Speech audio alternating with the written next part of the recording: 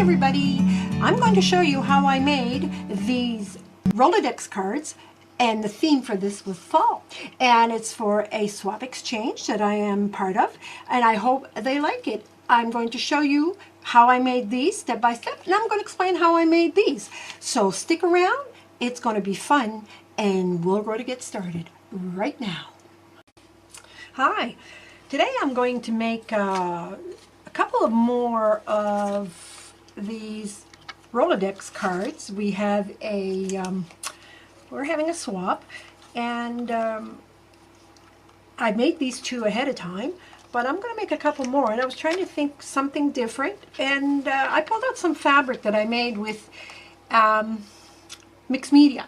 This is fabric that I made with a gel press, and I have more pieces, but I think these are the closest to the colors that I could use on a card.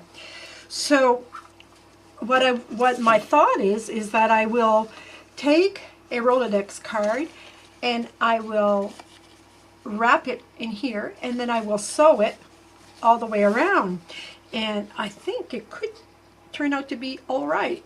So bear with me, stick around, because we're going to see how this is done. Hi, okay, so I have gone and sewed all the way around these Rolodex cards, as you can tell, and on that, with that fabric that I have done the mixed media on. So I really like the colors that are in it, and I think they are like fall colors, so I'm going to try to use that and work with that. I've done a different stitch, just a rough stitch, just to kind of play along with it. Now I'm going to take the opposite side at this point, and I'm going to use some oxide ink, because the oxide ink, I can put one layer on top of the other, which I cannot do if I have the distress ink. If I use my distress ink, what happens is that the distress ink mixes into one another, which the oxide ink sits on top of one another, which makes each color independent of each other. So I want to kind of cover the back side. I always like to do two sides of a Rolodex or an ATC card, or I just find it takes a minute to kind of to do it, and it completes the card, you know what I'm saying? Although this is going to not be finesse, I like having an old, I don't know, an old world or whatever you would call it as a style. I do particularly like that. Now, this color that I used, by the way, was Vintage Photo, and I am going to use Faded Jeans as my other color. And again, it is Distress Oxide, and this one here, I just like to have a blend of different colors. Now, you could use like a, I don't know what the other names of the colors are, a mustard yellow with that, or, you know, I just like to make it look old, worn, tattered, is just the way I like to have it feeling. So now that I've done the back, I'm happy with that. It's just enough to cover it. I am going to take my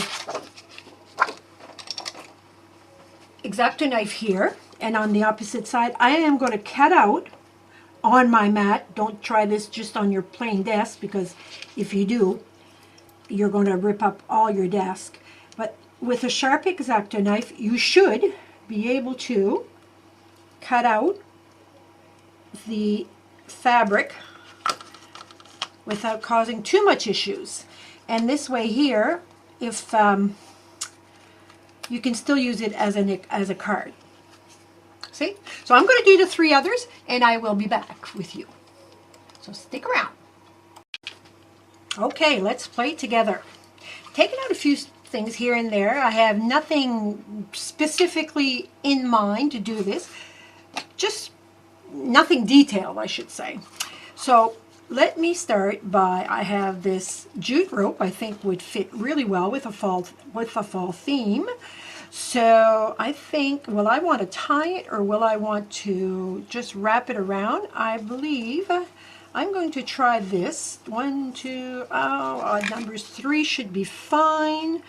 And I am going to, let's say I'm going to cut it right here, and I am just going to tie this, and I'll secure it at a later time just in case I change my mind, because as you know, I have, as I just said, I really have a couple of ideas, but I have been known to change my ideas again. Yep, that's one. Let's do the other one, pretty much the same. We will wrap, we will keep a piece in here. And I'll go 1, 2, well, why not? Oh, what a good timing to cut. I have just enough to roll it 3 times. That was a pretty lucky thing to do. There you go. So I have 3 on one side, 3 on the other side, and I will secure it later. I thought maybe what I would do with this is I would start by punching out. I'm going to make 2 the same. So I'm going to punch 2 at 2 inches, and I'm going to punch 2 more at 1.5. Some of my punches are EK, some are Stampin' Up, and this is 1 3/8. But use whatever you have, and I'll tell you. If you have a die cutter and you have those circle dies, use that. You know, you just want something that will fit over here. So now I'm going to take my Distress Inks, and I am going to take my walnut stain, I believe, and I am just going to edge these all up like this, the whole bunch. And this is, I know, is boring on camera, so I'll just try to do them up real quick and in a hurry. And I'm flipping them over because I'm going to do one in the orange stripe, the other one in the polka dot, and the last one I'll flip it over again. And I'm not sure what I'm going to put there, but I'm definitely going to probably end up with a word or an accent of some sort. To a focal point is what I'm saying. So this is coming out just fine so far. No big deal right now. Everything seems to be hunky-dory. Okay, I did this one on the wrong side. And, you know, tell me once you see this, what would you have done that would have been different? I'm always open for ideas because creativity, there's no wrong in creativity. And I have torn more things apart at the end just because I know I can do that. I tend to say, why not build it? So I have my pieces right here, and what I think of doing with this is I'm thinking of having them raised. So I'm going to raise my pieces like this, and like this, and add this in the center like this. See, there's not a whole lot of difference between this size and this size, so I could have probably gone, this is 3/8, 1 3/8 to 1.5, so that's not a whole lot of difference. So if you have a 1.5 and then a 1 inch, I think would have been better. You know what? I do have a 1 inch. Or even 1 1/4, I think. 1 1/4 might even do it better. Where's my paper? Right here. Let's see if one. Yep. So guys, if you use the 2 inch, 1.5 inch, and 1 1/4 inch, I think you're going to fare pretty good. I've had punches for years. Now a lot of people use a lot of the dyes that they use now, which probably is more economical at the far end, because the Stampin' Up, I mean, I paid like $25 for at that time for a punch. I don't know if they're the same price, but you know, when you're paying $25 for a punch, you want to get use out of it. I did use a lot, and I find mine never really got dull, and the EK or the same thing. I don't know much about Stampin' Up! More than looks like EK. They're made the same, just different color plastic and different color metal. So I think one, they're probably having them made by EK, but carrying their own name and putting them up a few dollars. There you go. That works for me. How about you guys? I was thinking maybe of adding this down about there. And the reason I put it around there is because I have to keep clearance here to put it on the Rolodex. So this is what I was thinking about, not securing the rope down yet, because I think if I'm using glue Fabri-Tac here, but you can use whatever glue you want. You do not need, but I would definitely say, because you're putting it on a raised surface already, I would use a good solid glue, so it'll stay down. I like Fabri-Tacs for a whole bunch of different reasons. Excuse my nails and my hands. I've been with the oxid inks and everything else that I've been doing. They look pretty bad. But anyway, going back to this, you guys know that when you're doing crafts, it's you get dirty, and that's okay. In most cases, you get dirty. What I like about the Fabri-Tac is the actual quick bonding that it has. It really bonds quickly with whatever you're going to glue it on, and it's a good solid glue. I like it. Until I find something else that's different and better, I'm going to keep using this. But if any of you have suggestions on better glue than Fabri-Tac, let me know. It's not a cheap glue, but it goes a long ways. If I have a beef on the Fabri-Tac, would be the nozzle. I had to steal nozzles from my glue bottle, I think it was, or something, a squirt, because they really come like this, and you just pull off the tap. But mine broke, and once that piece broke, then I had a full bottle and I didn't know what to do with it. So I ended up finding I had these little bottles, refillable bottles, and just by luck it fits on that. So kind of worked out to my favor, and it doesn't plug up, so I'm good with that. Okay, going back to the actual thing, I really like that. I think that has a touch of fall. And what else would I put here? I could cut off a piece and glue a piece here and aged it a bit. Would that look like fall, or would that look more like Halloween, guys? Because I don't want it to look like Halloween, really. I think I'll take the piece of black. I'm going just to take a piece of black here. And I'm just going to cut a piece off.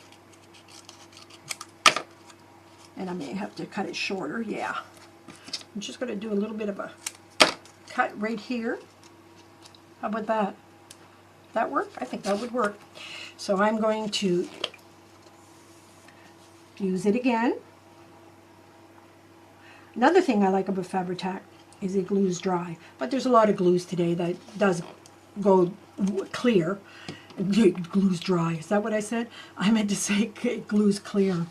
And it glues clear. It dries clear. There you go. That's what I like about it. There's a lot of imperfection on this card. My stitches aren't straight and all kind, but that's the look that I was going for. So I wasn't really going for a look that was finesse, you know. So it's got finesse, but it's got finesse with a touch of old. Okay, so now, so I've got both my pieces. If you've ever tried some fabric mixed media, if you're a mixed media person, try the fabric with the gel pad, you know. It is so fun. I had a blast doing all kinds of different types of fabric. I used a lot of it. I did some pillows. I did all kinds of good fun stuff. And you can use the colors you want. Anyway, all I bought to do this was actually napkins, table napkins, cotton napkins, and I stained them, colored them the color that I wanted. Turned out really, really good. But if you have fabric, more power to you. Okay, so now that I've done this, let me see. I'm going to cut out, I have the word hello here. So I'm going to cut that out on my cutter, and I will be back, and we will see if we can adhere this on top there. And I was thinking maybe putting the word fall up here. And all right, so what I did is I used my hello with the shadow, my word hello, and I did one with the metallic in the back and the HELLO in a flat metallic green. And the next one, I did it the reverse to see what it would look like. I like them both. They both have their charms. But what I will do is, when I tried it on, this one here, I found that, let me see if I can pull it up with not as much, oops, much glare. When I went to put this on, I found it just a tad too high, just too much. So I took it off. I told you I changed my mind. I change my mind quite frequently. If I don't have a plan, I can follow. If I just have an idea, then it's different. So what I did is I glued the word hello with I glued it with a zig pen, because I find they're super great for little items like this, like when it's nice and small. I find they have such, I've used a pen before, but I really like these. Trying to find.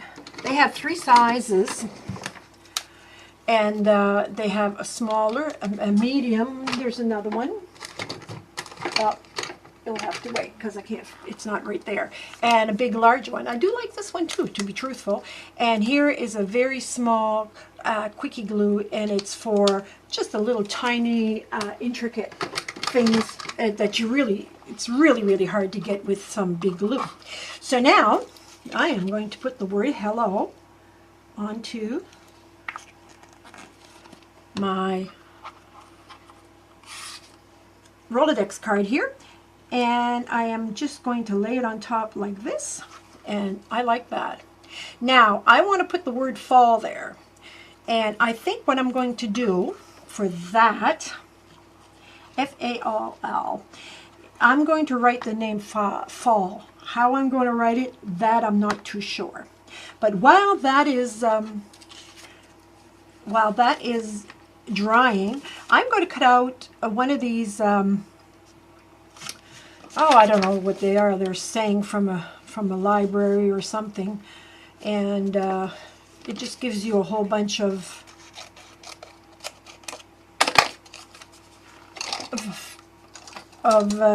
like digital leaves, digitally or whatever, and I'm going to age it.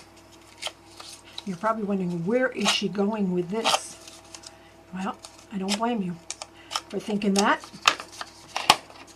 but you heard me say I don't like raw edges, so I like to, whatever sponge I usually have next to me, I usually cover that. And I don't like to leave the opposite side.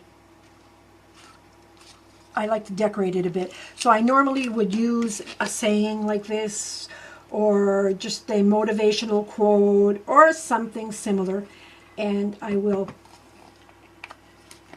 glue it into here. Or I'll just grab something, a quote on the internet, and I will type it out and add it on to my card. This is what I did here. There's always something to be thankful for. Autumn is one of them, you know. And this one here, I said, I can smell autumn dancing in the breeze, the sweet smell of pumpkin, and the crisp sunburnt leaves. And I get those, and then I type them out, and I like sayings. I live with sayings. So see, I just find that it just doesn't do a lot, but it does a little bit. And I usually grab one. Let me see. I don't want to have too big of a. I'm going to use this here. And again, I'm just going to use my Tim Holtz. I don't know what he calls it. I call it a scratcher. I used to use my scissors, but I'll tell you, if you don't have this, don't fret.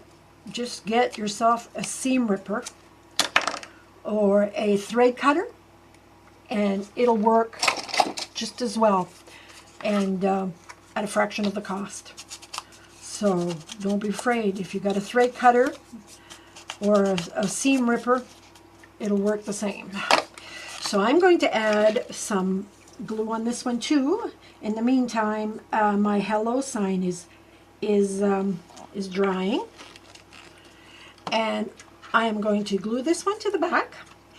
And I'll tell you what, I am going to get myself the word fall to add on to here, and I will be back to show you. See you in a few minutes.